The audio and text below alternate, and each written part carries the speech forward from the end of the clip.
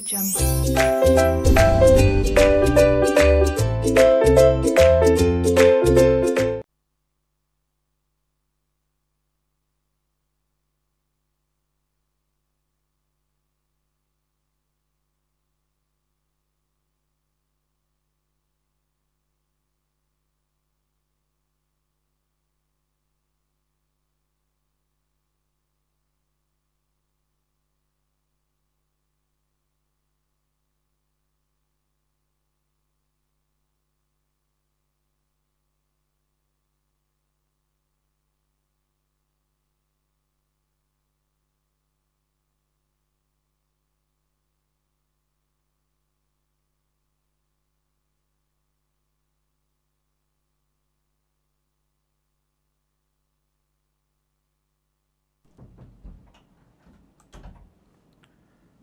नमस्ते जी, नमस्ते। क्या हाल चाल है आपके? सर जी हम तो बहुत अच्छे हैं, आप सुनाइएगा।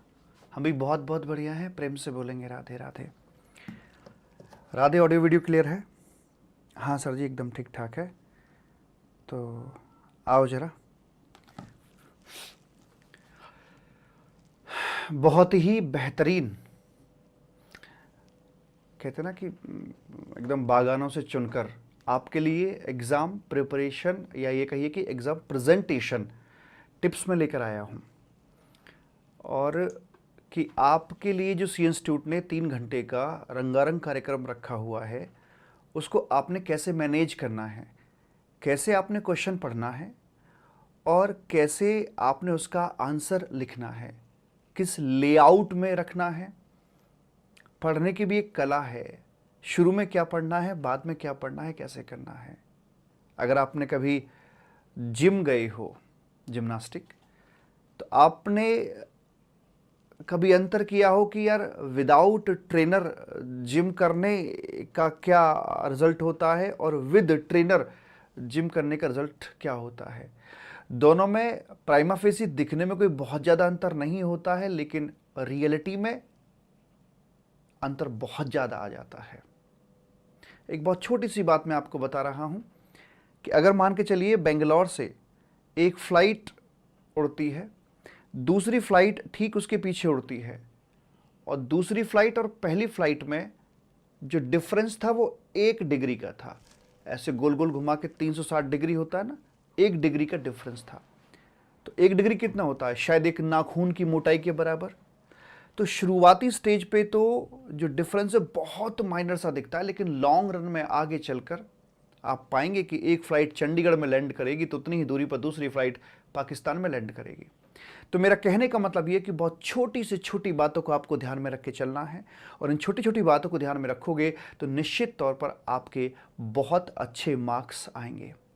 जो ये प्रेजेंटेशन टिप्स मैं आपको देने के लिए जा रहा हूँ, इसमें इन्वॉल्व किया है मैंने इस बार के हमारे दिसंबर 2021 जो एग्ज़ाम हुआ था, इसमें जो आईडीटी के ऑल इंडिया हाईएस्ट मार्क्स लेने वाले नितिन जैन, जिनके 94 मार्क्स थे, और 94 मतलब मेरे 11 बार ऑल इंडिया हाईएस्ट आ चुके हैं, किसी के भी 94 नहीं थे, 92 तक थे इससे पहले, लेकिन दिस टाइम सारे रिकॉर्ड्स ब्रेक किए गए थे, 94 थे।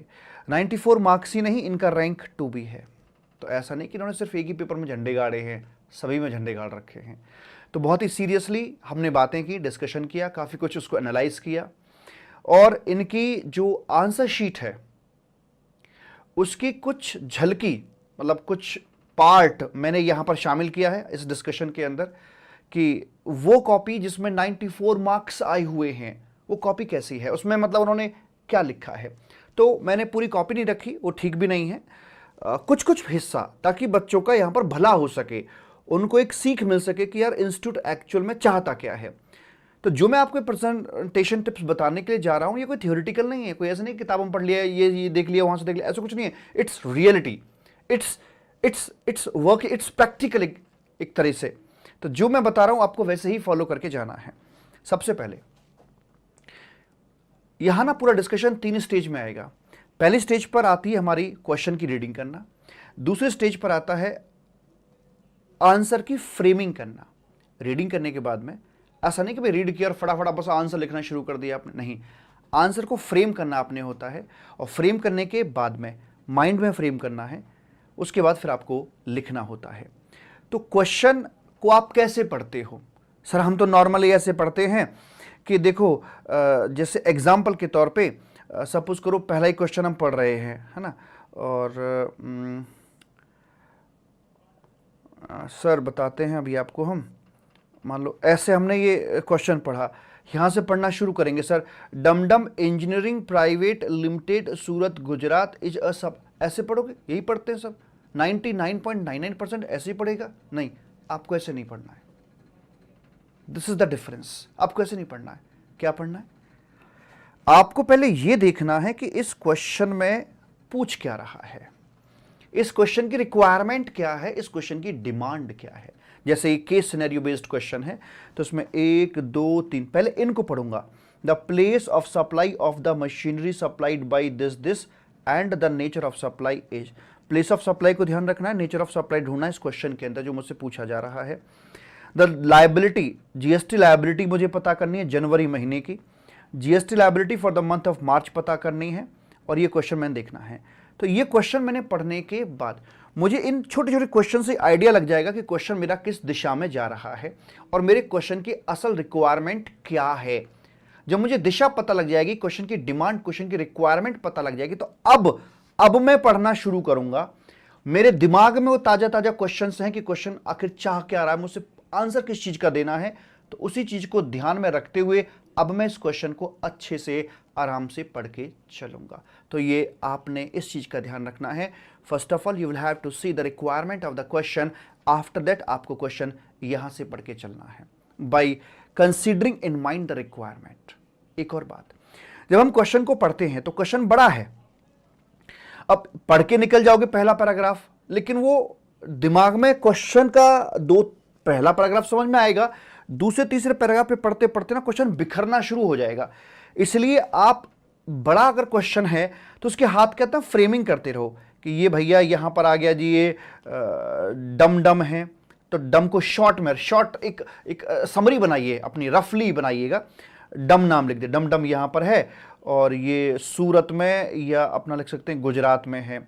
मान लीजिए सपोज करो एग्जांपल के तौर पे इसमें आगे लिखा हुआ है कि ई कॉमर्स ऑपरेटर के थ्रू डील करते हैं, ठीक है, वो यहाँ पे ऐसे चढ़ा दिया, ऐसे करके है, ये कहीं और से सर्विस लेता है, इसकी अपनी लायबिलिटी बनती है, ये पीछे से मशीनरी खरीदते हैं, यहाँ से इनपुट लेकर आते हैं। तो जैसे जैसे क्वेश्चन मेरा फ्लो में जाएगा मैं वैसे वैसे इसकी एक रफ समरी यहाँ पर बनाता चला जाऊँगा। Is it okay? अभी क्वेश्चन पढ़ रहे हैं हम, सिर्फ एक रफ समरी से बन जाएगी तो पूरा क्वेश्चन मेरी ग्रिप में होगा। एट ए ग्लांस मैं इस क्वेश्चन को यहां पर देख पाऊंगा। ये काम आसानी से हो जाएगा, अच्छे से हो जाएगा, बढ़िया से हो जाएगा और गलती होने के चांसेस भी आपके बिल्कुल नहीं रहेंगे। ठीक, तो ये समरी बनाने के बाद क्वेश्चन की रिक्वायरमेंट के मुताबिक, अच्छा यहां तो बहुत सारी चीजें हैं, समरी बनाते समय भी आपको इस चीज की मदद मिल जाएगी कि आपको किस चीज को फोकस करना है, किस पे ज्यादा अटेंशन आपने देना, because you know very well the requirement of the question वो क्या है। ये केस सिनेरियो क्वेश्चन है। आपका जो नॉर्मल क्वेश्चंस होते हैं लाइक दैट, जो डिस्क्रिप्टिव क्वेश्चन आते हैं आपके बड़े बड़े आते हैं, कंप्यूटेशन में से आता है, आईटीसी में से आता है, वो सब आता है। तो आप यहां से पढ़ना शुरू ना करें, आप पहले ये देखो ये चाह क्या रहा है, ये मांग क्या रहा है। तो यहां से आपको ये भी पता लग जाएगा कि ये कौन से चैप्टर से फ्रेम किया हुआ क्वेश्चन है और कह क्या रहा है। ये पूछ रहा है amount of ITC credit to e cash ledger में कितना क्रेडिट करना है, amount of common credit related to capital goods वो यहां पर हमें देखना है, और common credit of capital goods attributable to exempted supply. तो रिक्वायरमेंट पता लग गई। रिक्वायरमेंट को ध्यान में रखते हुए अब मैं ये क्वेश्चन पढ़ना शुरू करूंगा और पढ़ते पढ़ते इसकी शॉर्ट फ्रेमिंग भी करना शुरू मैं कर दूंगा। जैसे मशीन यू है, अब किसी के बारे में कुछ है, किसी के बारे में कुछ है, तो मशीन यू है, ये कब खरीदी थी, कहां से कहां तक इसका चला, एक्सक्लूसिवली एग्जेम्प्टेड टैक्सेबल, कहां से ये कॉमन में आई। तो ऐसे करके एक फ्रेमिंग सी मैं कर लूंगा हाथ के हाथ ना क्वेश्चन को पढ़ते पढ़ते, तो कम समय के अंदर एक ही फर्स्ट रीडिंग में ही मैं सारा कुछ क्वेश्चन को समझ चुका हूंगा। नॉर्मली अगर आप ये नहीं करते तो आपको क्वेश्चन 2 बार पढ़ना पड़ जाएगा, मालिक विश्वास मानिए 2 बार पढ़ना पड़ जाएगा आपको। लेकिन ऐसे पढ़ो उसको, इस तरीके से पढ़ो कि एक बार में पूरा क्वेश्चन आपके सामने निकलकर निचोड़कर आ जाए। Are you getting my point? इससे आपकी समय की बेहद बचत होगी। रीडिंग में आपने क्वेश्चन रीडिंग में 2 मिनट भी बचा दी तो बहुत बड़ा आप इंपैक्ट डाल सकते हैं अपने पूरे पेपर के अंदर चल के। आई होप ये बात आपको समझ में आ गई होगी। तो ये था हमारा यहां पर कि क्वेश्चन को हमने पढ़ना कैसे, वो सारी बात मैंने यहां पर लिखी हुई है। ये जो फाइल जो मैं आपके सामने लेकर आया हूं, ये मैं अपनी वेबसाइट crajkumar.com फ्री रिसोर्स में कल आपको मिल जाएगी, दोपहर तक मैं अपडेट करवा दूंगा। ठीक है, ध्यान से सुनते रहिएगा मालिक, बड़ी बड़ी बातें हैं। तो रिक्वायरमेंट पढ़ ली ताकि क्वेश्चन आपको समझ में आ सके क्वेश्चन क्या है, और आप रेलिवेंट स्टफ पे उस पे फोकस कर सको, और एक रफ समरी आपको यहां पर बनानी है। सारी बात मैंने आपकी यहां पर ये लिख दी है, राइट। अच्छा जी, अब क्या करना है? इतना सब करने के बाद जब आप अपने क्वेश्चन का आंसर कर रहे हैं तो आपको ना अपने माइंड के अंदर एक फ्रेमिंग करनी है। जैसे कोई बिल्डिंग बनाने से पहले नक्शा बनाया जाता है। अब ऐसा तो नहीं कि 800 गज का प्लॉट है, भाई साहब बनाना शुरू कर दिया, कमरे बना दिए, हॉल बना दिया, टॉयलेट बाथरूम बना दिए, ऐसे नहीं है कि कोई कहीं पर बना दिया। नहीं, पहले एक नक्शा तय कर लीजिए। अगर नक्शा आपके माइंड के अंदर है तो आप ठीक से बहुत शानदार वाली बिल्डिंग यहां पर बना सकते हो। Are you getting my point? तो आपको यहां फ्रेमिंग ऐसे करनी कि यार मुझे एक तो ऐसे करके एक स्टेटमेंट इस शेप में बनाना है कि लाइक यहां पर मेरी टैक्सेबल वैल्यू क्या रहेगी, यहां IGST की लायबिलिटी, CGST, SGST, एक तो ये मुझे स्ट्रक्चर बनाना है। एंड दूसरा मुझे ITC के लिए कॉम्पिटिशन ऑफ ITC या ITC कितना अवेलेबल होगा उसके लिए अलग से बनाना है। तो एक टेबल है, किस तरह से आपको अपने आंसर को रखना है उसका लेआउट दिमाग में आप रख लीजिएगा, और उसके बाद ही आप लिखना शुरू करेंगे। तो लिखा है मैंने, before start writing the question answer immediately, first try to draw a plan as to how the answer should be structured. उसका फॉर्मेट क्या होगा पहले माइंड सेट कर लीजिए, और इस काम में आपको मुश्किल से 10-15 सेकंड लगते हैं इस स्ट्रक्चर को दिमाग में सेट करने के लिए।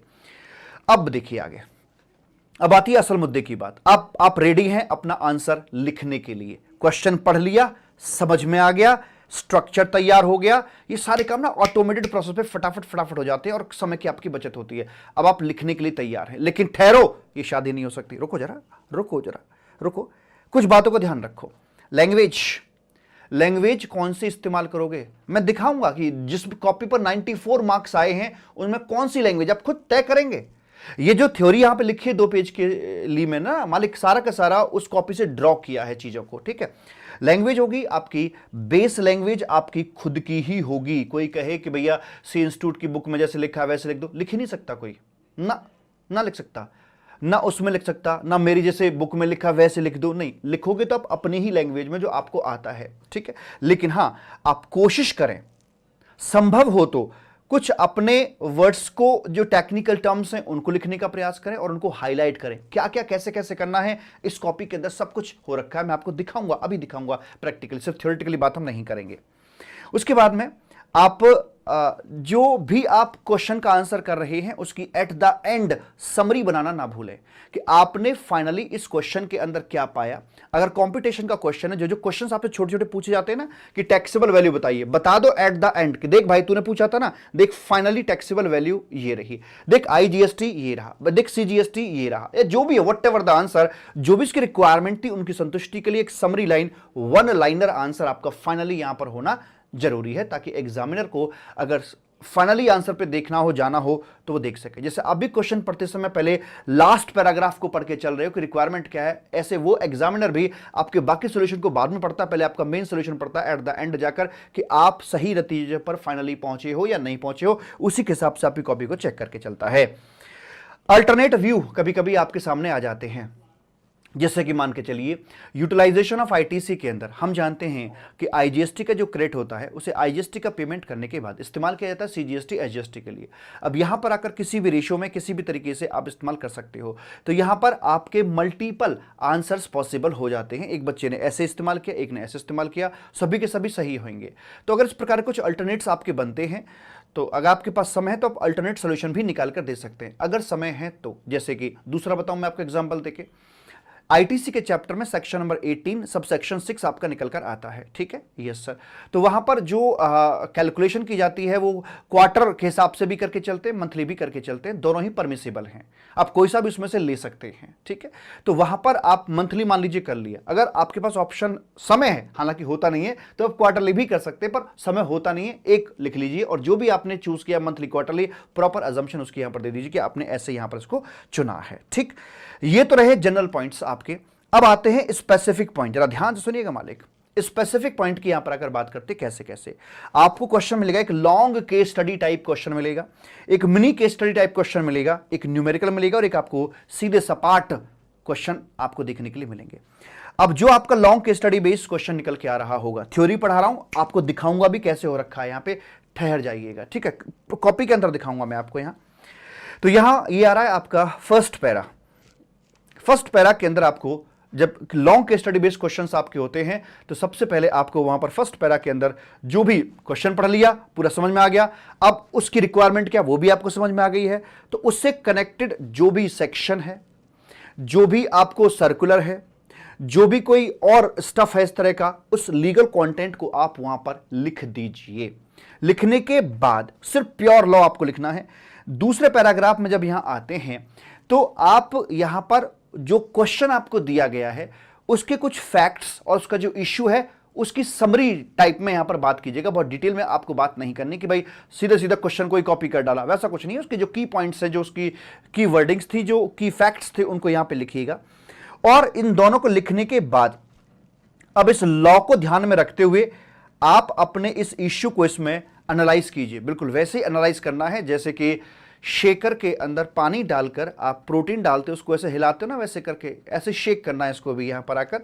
तो आप उसमें से दोनों को मिक्सअप करके अपना एक कंक्लूजन निकालने का प्रयास करें, आपस में उनको भिड़ाएं और फाइनली आप अपना कंक्लूजन चौथे पैराग्राफ के अंदर लिखकर आ जाए। दिखाऊंगा कैसे लिख रखा है, ठीक है, यस सर। उसके बाद में आगे है मिनी केस स्टडी जो होती है। अब सुनिए जरा ध्यान से।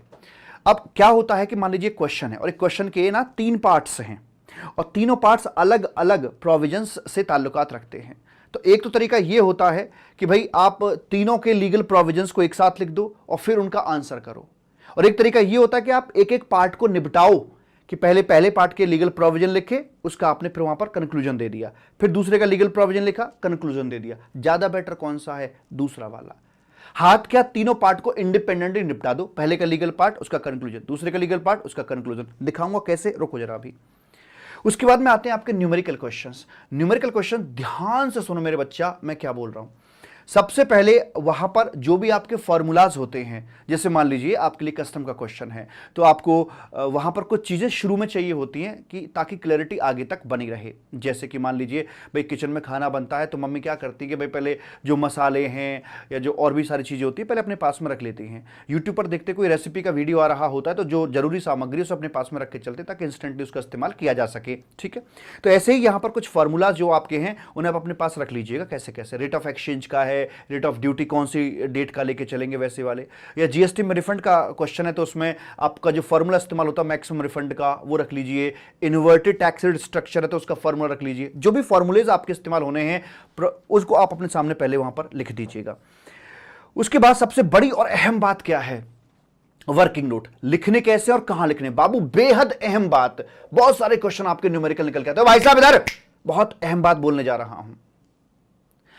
अक्सर क्या करते हो आप लोग कि ये भाई साहब टेबल बनाई, टेबल के अंदर उसका जो है सॉल्यूशन वो हमने लिख दिया।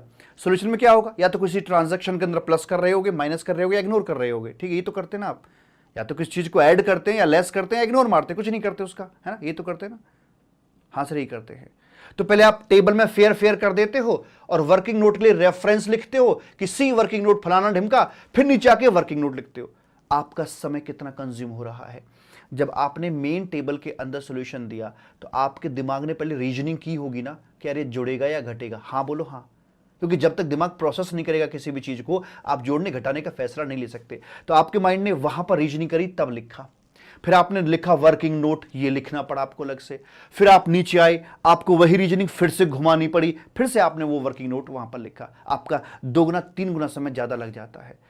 क्यों ना जब भी जहां पर भी प्लस माइनस या इग्नोर कर रहे हैं, किसी एक पर्टिकुलर ट्रांजैक्शन को दे रहे हैं, क्यों ना उसका वर्किंग नोट उसी के साथ लिख दिया जाए, अटैच्ड, एक हाथ, वन गो में ही। बॉटम पे जाने का झगड़ा ही ना छोड़ा जाए। जो टेबल बन रही है टेबल के अंदर ही कि ये भाई साहब ये वाली वैल्यू है यहां पर ऐड की जाएगी। क्यों ऐड की जाएगी? एज पर सेक्शन 15 ये वैल्यू ऐड की जाएगी। जो भी आपकी रीजनिंग है हाथ के हाथ लिखिए। कैसे बता रहा हूं, अभी बता रहा हूं। वर्किंग नोट आप हाथ के हाथ लिखिए वहीं पर। कहते हैं फॉर एनी ऐड, लेस या ignore, try to incorporate the notes और the calculations along with the answer in the main table itself. क्योंकि ये आपका समय भी बचाती है और आपसे गलती होने के चांसेस भी बहुत कम हो जाते, क्योंकि आप हाथ के हाथ लिखित में उसकी रीजनिंग को लेकर आ रहे हैं, तो गलती होने के चांसेस बहुत कम हो जाते हैं। ठीक है जी। एंड लास्ट में क्या है, अजम्पशंस अगर कोई है तो आप जरूर जरूर अजम्पशंस को रख के चलिएगा वहां पर। एंड फाइनली आता है डिवाइड एंड रूल कॉन्सेप्ट। अंग्रेजों ने भी यही कहा था कि भाई फूट डालो और राज करो, यहां पर भी आपको फूट डालो और राज करने वाला कॉन्सेप्ट अपना के चलना है। जब भी कोई क्वेश्चन आता है खासतौर पे न्यूमेरिकल, तो उसमें कई सारी ट्रांजैक्शंस आपकी होती हैं। ठीक है, अब कैसे कैसे होती हैं, अब मेरी बात को समझना बाबू, एटीट्यूड और अप्रोच का फर्क होता है। आपको ये क्वेश्चन दिख रहा है कि यार यहां से शुरू हो रहा है और ये क्वेश्चन यहां तक आपका जा रहा, इतनी सारी ट्रांजैक्शन इसके अंदर दे रखी हैं, है ना। तो एज ए होल आप इसको देख रहे हैं, लेकिन आप इसको वैसे मत कीजिए। आपको कहानी याद होगी कि लकड़ा आ रहा था, उसके बच्चे लड़ते झगड़ते रहते थे, वो लकड़ियों का बंडल लेके आया था, अपने बच्चों को दिया पूरा बंडल तोड़ने के लिए, तो लकड़ियों का बंधा हुआ बंडल वो नहीं तोड़ पाए, फिर लकड़ी को अलग अलग करके दिया, तो हर एक ने एक एक लकड़ी को तोड़ दिया। तो यहाँ से सीख मिलती है कि एकता में शक्ति होती है। ये पूरा जो क्वेश्चन है ये एक प्रकार से लकड़ियों का बंडल है जो एक साथ आपसे नहीं टूटेगा, 1 बाय 1 तोड़िए। आपको दिख रहे होंगे ये एक क्वेश्चन, लेकिन मुझे दिख रहे हैं ये 5 क्वेश्चन, 4 क्वेश्चन। बस एक छोटा सा क्वेश्चन ये है जो मुझको आंसर करना। आंसर कर सकता हूं ना, 1.5 लाइन के क्वेश्चन का आंसर तो कर सकता हूं ना आसान से, हाँ कर सकते हो। इसका आंसर कर सकता हूं, हाँ कर सकता हूं। इसका कर सकता हूं, हाँ कर सकता हूं। इसका कर सकता हूं। अलग अलग अलग अलग ईच एंड एवरी ट्रांजैक्शन को आप एक इंडिपेंडेंट छोटा क्वेश्चन मान लीजिए और आप उसका आंसर कर दीजिएगा। बाबू मेरे बहुत बहुत आपको हेल्प इसके अंदर मिल जाती है। तो डिवाइड एंड रूल का कॉन्सेप्ट आप दिमाग में रख के चलेंगे। ठीक है सर जी, और कोई दिक्कत वाली बात सर यहां तक नहीं है। अच्छा जी, यहां तक होने के बाद ये तो हो गए। अब जो स्ट्रेट फॉरवर्ड क्वेश्चन है, अब जैसा सीधा सपाट क्वेश्चन है, सीधा सपाट भी आपका आंसर हो जाना चाहिए और ज्यादा उसमें नहीं करना चाहिए। अच्छा, जो 1-2 नंबर वाले आपके क्वेश्चन आंसर होते हैं उसमें ओवर राइटिंग से बचना चाहिए आपको। जो पूछा गया है चुपचाप आप उसे बता दीजिएगा। ठीक, अब जितनी भी बात मैंने थ्योरेटिकल यहां पर बताई हैं उनको मैं प्रैक्टिकली आपको बता रहा हूं कि किस तरह से इनको अप्लाई करके चलना है। तो क्या क्या बताया था, रीडिंग कैसे करनी है। रीडिंग में सबसे पहले लास्ट का पढ़ना है, फिर शुरू का पढ़ना है। फ्रेमिंग करनी है, प्रेजेंटेशन में लैंग्वेज अपनी कीवर्ड्स हाईलाइट समरी करके चलनी है, और यहां पर ये अलग अलग पैराग्राफ के हिसाब से बात को करके चलना है। आइए देखते हैं। ये रहा जी आपका न्यूमेरिकल क्वेश्चन है, ये क्वेश्चन 2A करके है और काफी बड़ा क्वेश्चन है ये। अब देखना क्या किया इन्होंने। एक पॉइंट है इसके अंदर, सप्लाई ऑफ केमिकल। ये वो कॉपी जिसपे 94 मार्क्स है, मतलब 100% नंबर है इसके ऊपर। ये चाहता है इंस्टीट्यूट। मेरा ऑब्जेक्टिव यहां कुछ पेज में दिखा, सारी कॉपी नहीं है, कुछ पेज में आपको दिखा रहा हूं जिससे कि पता लगे आपको, आपका भला हो सके इस चीज के लिए कि भाई कैसे है। तो यहां पर कोई सप्लाई ऑफ केमिकल करने की बात कर रहे हैं और कि भाई वो क्या होगा क्या नहीं होगा। आगे ये बने हुए टैक्सेबल वैल्यू क्या है, CGST GST वगैरह वगैरह। तो यहां इसकी रीजनिंग कर दी गई है कि ये आपका आगे जाएगा नहीं जाएगा, क्या हो क्या नहीं हो। As per rule number 29 of CGST rules, in case of supply of goods to an agent, value of supply shall be open market value. Also, there is an option to take 90% of the value of such goods supply further by the agent. जो price 2 जो होता है हमारा अगला वाला, उसका 90% लेकर भी यहां पर काम कर सकते हैं। तो उसके हिसाब से हम बात कर रहे हैं। आगे देखो, so in the given case open market value इतनी है और 90% ऑफ प्राइस 2 जो हमारा निकल के आ रहा है वो यहां पर ये निकल के आएगा साहिब 54 लाख। तो इसमें हमें कौन से में फायदा है, जो हमारे लिए फायदेमंद है उसको हमने यहां पे लाके रख दिया। आप क्या कर रहे हैं, नॉर्मल बच्चा क्या करेगा कि ये चीज लिखेगा और उसके सामने ये लिखेगा, और ये जो तमाम कंटेंट रह गया इसके लिए वर्किंग नोट में जाएगा। यहां खो क्या रहा है, एक ट्रांजैक्शन पकड़ी और पकड़ के पूरा वहीं उसे खत्म कर दिया, वहीं रगड़ दिया कि तेरा ट्रीटमेंट क्या होगा, क्यों होगा, कैसे होगा, जो भी है सबका सब यहीं बता दिया। एग्जामिनर भी जब कॉपी चेक कर रहा होगा तो शायद उसे इस कॉपी को चेक करने में बड़ा कंफर्ट फील हो रहा होगा कि बच्चे ने हाथ के हाथ बताया है, कोई रेफरेंस नहीं दिया। अब इनको ना तो ये लिखने की जरूरत कि सी वर्किंग नोट फलाना ढिमका, ना वहां लिखने की जरूरत कि वर्किंग नोट नंबर 1 है कि 2 है कि क्या है। हाथ के हाथ बात को यहीं पर उन्होंने निपटा दिया है। तो बताइए इफेक्टिव है या नहीं है। समय भी बचेगा और बता दो गलती होने के चांसेस अगर हो तो मुझे बता दीजिए, इतनी सी भी गलती यहां पर नहीं हो सकती है। ठीक, अच्छा जी, साथ में यह भी लिख दिया कि भैया ये इंटरस्टेट है कि इंट्रास्टेट है, उसका नेचर भी वहीं पर डिफाइन कर दिया, ताकि ये तो वैल्यू निकल के आई है, वैल्यू के अनुसार नेचर भी पता होगा तो मैं अकॉर्डिंगली CGST SGST या IGST के अंदर उसको ले जा सकता हूं। जो भी काम किया हाथ के हाथ कर दिया साहब। उसके बाद में ऐसे यहां पर दूसरी ट्रांजैक्शन लिखी यहां पर कि भाई ये केमिकल टू आगे कुछ भेजा गया है, तो उसके लिए as per rule number 28 value of supply shall be open market value वगैरह वगैरह करके वो सब आपने लिख दिया है। मतलब जो भी आपकी रेलिवेंट रीजनिंग होती है, जिस दम पर आप प्लस कर रहे होते हैं, माइनस कर रहे होते हैं या इग्नोर कर रहे होते हैं, वो हाथ के हाथ हैंड टू हैंड वही निपटा दीजिए, बात खत्म। समय बचेगा और गलती होने के चांसेस भी आपके 0% हो जाते हैं। ऐसे करके हर एक आप देखिए, हर एक छोटी से छोटी बात का इन्होंने वहीं के हाथ रीजनिंग दे रखी है। Supply to customer in Mumbai, जो कस्टमर इन मुंबई को सप्लाई कर रहे हैं, जो क्वेश्चन दे रखा है as per section 52, anything done on behalf of the customer shall be included in value and hence testing charges will be includable, वैसे करके यहां पर बात करके चल रहे हैं। तो जो भी आपकी बात निकल के आ रही है वो हाथ के हाथ यहां पर निबट के जा रही है मेरे बच्चा।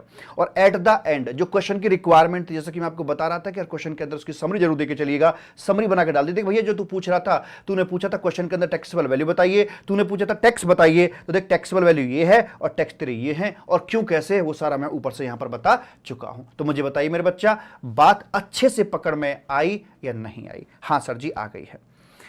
आगे सुनो, अब मैंने बोला था कि आप कुछ सामग्री अपनी शुरू में ही उठा के रख लिया करो। जैसे कस्टम का क्वेश्चन निकल के आया है, रेट ऑफ एक्सचेंज क्या होगा, ये शुरू में निपटा दिया। कुछ चीजें जो बाद में अटकती हैं जाके, है ना, बिल ऑफ एंट्री कि भाई डेट, कौन सी डेट का रेट रहेगा, वो जो झगड़े फालतू के ना, उन झगड़ों को पहले निपटा दीजिए। उसके जो रेलिवेंट फॉर्मूले हैं रेट ऑफ ड्यूटी के लिए, रेट ऑफ एक्सचेंज के लिए, वो सारा यहां निपटाने के बाद में अब तसल्ली से यहां अपना क्वेश्चन कर लीजिएगा कि यहां पर एफओबी प्राइस इतना है, ये ऐड किया, क्यों किया, कैसे किया, हाथ के हाथ बताते चले जाओ। आगे का वर्किंग नोट का आगे चल के कलेश ही खत्म हो जाएगा ऐसे करके। और जो चीजें चाहिए थी इसके दौरान वो पहले से निकाल के रखी हुई हैं कि रेट ऑफ एक्सचेंज क्या है और रेट ऑफ ड्यूटी क्या है, वो सारा का सारा पहले से निकाल के रखा हुआ है। जो मिनी क्वेश्चन है, सुनिए जरा ध्यान दीजिए, मिनी क्वेश्चन छोटे मोटे जो एक एक दो दो नंबर के होते हैं, देखिए आंसर कैसे लिखा है। कोई एग्जाम्पशन संबंधी है ये क्वेश्चन अपना, transportation of student and staff. तो नोटिफिकेशन नंबर 12/2017 पर बेस्ड क्वेश्चन है ये। उसमें ये पूछा गया कि भाई वो एग्जेम्प्ट होगा कि टैक्सेबल होगा, एक दो नंबर के होते तो साफ लिखा है as per notification number so and so granting exemption for this exemption is for inward supply of transportation service for student and staff but only for pre school and high school, ऐसे करके यहां पर बात करके चल रहे हैं ये। तो ये क्या कर रहे हैं, जो स्कूल के लिए यहां पर होता है मालिक मेरे बच्चा, तो इनका मतलब ये है कि हम कीवर्ड्स को, कि हम जो हमारे जो डिस्कशन की जान है उसको हम हाईलाइट करके चल रहे हैं कि यार मेरे लिए क्या जरूरी है और क्या जरूरी नहीं है, वो सारी चीजों की हम यहां पे बात करके चल रहे हैं। और आंसर जो अपना आ रहा है वो टू द पॉइंट निकल के यहां पर आ रहा है ना, कि भाई ये है और इसके मुताबिक एग्जाम्प्ट होगा नहीं होगा, फालतू की यहां पर बकवास करने की आवश्यकता बिल्कुल भी नहीं है। ठीक है जी। इनिशियल फॉर्मूलाज के यहां पर दिया है, जीएसटी रिफंड का ये क्वेश्चन है यहां पर, तो उसके जो फॉर्मूला इस्तेमाल होते हैं उनको यहां पर ये लिख दिया कि ये फॉर्मूला है, ऐसे करके आईटीसी हमें आगे कैलकुलेशन में चाहिएगा तो नेट आईटीसी कितना बनता है, वो तमाम प्रकार की बातें हमने अपनी यहां पर लिख दी हैं। और वैसे करके उसके बाद फिर अपना यहां पर फाइनली सोल्यूशन निकाल कर रख दिया है। तो एक तरीके से, एक सिस्टम से अगर हम अपने बातों को यहां पर देख कर चलेंगे मेरे बच्चा, तो बहुत अच्छे से बात हो पाएगी। अब आता केस स्टडी बेस्ड जो आपकी चीजें निकल के आती हैं। अब सपोज कीजिए एक रजिस्ट्रेशन के ऊपर क्वेश्चन निकल के आता है, तो मैंने अभी आपको बताया था कि जब केस स्टडी टाइप क्वेश्चन आपका निकल के आएगा तो सबसे पहले पैरा के अंदर आपको लीगल पोजीशन लिखनी होती है, दूसरे के बाद फैक्ट्स लिखने होते हैं, फिर इसको मिक्सअप करके आप अपना कंक्लूजन निकाल देते हैं। अभी रजिस्ट्रेशन के ऊपर क्वेश्चन आया है, तो रजिस्ट्रेशन संबंधी आपके सेक्शन नंबर 22 आपके पास में आता है, सेक्शन नंबर 24 आपके पास में आता है। तो देखो यहां पर लिख दिया सेक्शन नंबर 22 के मुताबिक जो उसका रेलिवेंट कॉन्टेंट है, जो लीगल पोजिशन है, वो यहां पर डाल दी कि रजिस्ट्रेशन कब चाहिए होता है। सेक्शन नंबर 24 के मुताबिक डाल दिया कि भैया रजिस्ट्रेशन कब चाहिए होता है। जो आपके यहां पर कीवर्ड्स हैं, आप ध्यान से देखिए, वो सारे के सारे यहां पर अंडरलाइन हो रखे हैं। एग्जामिनर देखता है कि बच्चे ने किसी को अंडरलाइन किया तो वो बताना क्या चाहता है। ठीक है, यहां पर आकर अगले पैराग्राफ के अंदर आकर इन्होंने इसको मिक्सअप कर दिया कि miss Riddhima is engaged in export of goods so and सो, तो ये इंटरस्टेट है, इसलिए इनको मैंडेटरी रजिस्ट्रेशन यहां पे कराना पड़ जाएगा। और फाइनली अपनी बात को यहां पर आकर कंक्लूड कर दिया। तो तमीज और तरीके से बातों को लिख के चलेंगे तो निश्चित तौर पर शानदार नंबर हमारे यहां पर आ जाएंगे। बात करते हैं स्ट्रेट फॉरवर्ड जो क्वेश्चन आंसर होते हैं, जिससे यहां पर पूछा गया है कि भाई अनजस्ट एनरिचमेंट जो होता है उसके बारे में बताइए किन किन सिचुएशंस में ऐसा होता है। तो सीधे सीधे लिख दिए भैया इन सिचुएशंस में होता है, फालतू की बकवास करने की कोई आवश्यकता नहीं है। जो भी 5-6 पॉइंट्स हैं, 5-6 पॉइंट्स यहां पर लिख दिए जाते हैं और बात खत्म हो जाती है। इस कॉपी पे मिलते हैं 94 marks, all India highest marks. ठीक है, ये है मालिक। तो मैं आपको ये जो स्टफ है, मैं आपको जो शुरू के 2 पेजेस हैं ये आपको मैं अवेलेबल करा दूंगा crajkumar.com पर, और कुछ ना कुछ आपके लिए एग्जाम तक मैं करता ही रहूंगा। और आई थिंक मुझे कमेंट बॉक्स में जरूर बताइएगा कि जो मैंने बातें आपको बताई हैं ये वाकई में आपके लिए हेल्पफुल साबित होंगी या नहीं होंगी। आप ट्राई जरूर करिएगा, please please, you are requested. एक बार रिहर्सल, एक एक क्वेश्चन का ही सही, एक न्यूमेरिकल क्वेश्चन, एक थ्योरी क्वेश्चन, एक केस स्टडी क्वेश्चन और एक अपना केस सिनेरियो वाला क्वेश्चन, जिस टाइप के क्वेश्चन आते हैं कम से कम एक एक क्वेश्चन का रिहर्सल जरूर करें।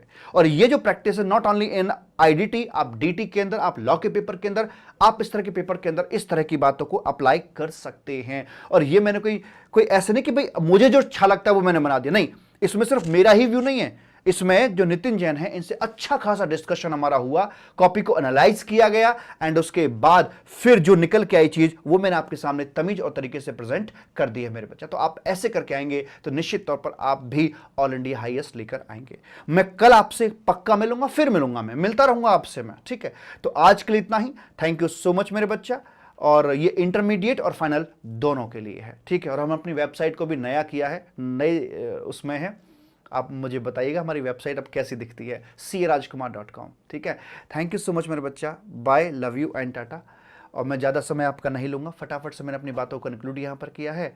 और आप अपनी अच्छे से पढ़ाई करो, खूब सारी मेहनत करो यार, तुमसे ज़्यादा खुशी ना हमें होगी, सच बता रहे हैं हम। बहुत खुशी मिलती है जब अपना बच्चा ना पास होके आता है। कुछ दिनों की बात है, लग जाओ यार, बिल्कुल अपने आप को ना मेंटली स्ट्रांग बना के चलना। मैं तो पहले से कहता आ रहा हूँ यार, फिजिकली फिट रहना और मेंटली भी फिट रहना एकदम, और बढ़िया से करके आओ अपने एग्जाम को, ठीक है। और ज़्यादा कोई टेंशन डिप्रेशन वाली कोई बात करना मत, क्योंकि ऐसा रहता है दिमाग में कि भाई घबराहट सी तो हो ही जाती है, हर किसी को हो जाती है, इसकी तैयारी होती है, लेकिन फिर भी चकदे फट्टे यार, शानदार तरीके से पेपर दे के आना, मतलब मजा आ जाए ऐसे करके, ठीक है। थैंक यू मेरे बच्चा, thank you so much, bye bye dear, bye bye. Apurva, Shankar, Naresh, Mayuri, Kushal मेरे बच्चा, बाय बाय। कल मिलूंगा आपसे पक्का, प्रॉमिस।